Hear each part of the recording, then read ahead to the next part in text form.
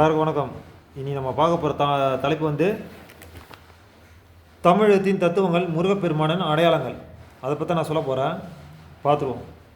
இப்போது தமிழுக்கு வந்து தமிழ் மொழி உருவாக்கப்பட்டது எதனாலனா, அது கண்டுபிடிக்கப்பட்டது, அது உருவாக்கப்படலை, அது ஒரு கண்டுபிடிப்பு. எப்படி நீ கருவில் இந்த உலகத்தில் தோன்றி வெளியே வரியோ அந்த தத்துவத்தை தான் எழுத்து வடிவமாக கொடுத்து நமக்கு காட்டியிருக்கிறாங்க. இப்போ உதாரணத்துக்கு உயிரெழுத்து படி தான் அந்த கரு வளர்ச்சி வளருது.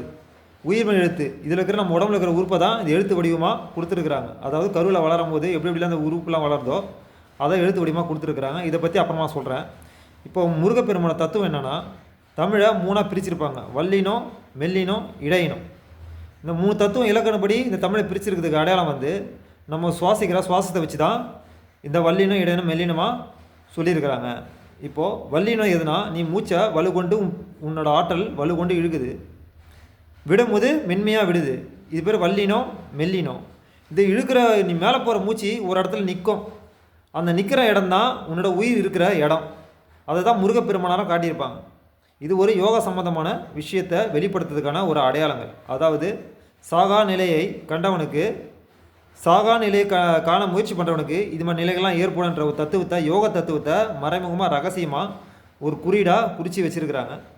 இது ஒரு யோக தத்துவமான முறை. இதை வழி பண்ணோம்னா உன்னோட உயிரை நீ பார்த்துடலாம். இதை தான் வல்லினம், இடையினம், மெல்லினம். வல்லினா வள்ளி, இடையினா முருகனு, மெல்லினா தேவயானை. தேவயானை என்பது உன்னோட மூளை. இதுதான் கான்ஸ்டெப்ட்டு. நன்றி, வணக்கம்.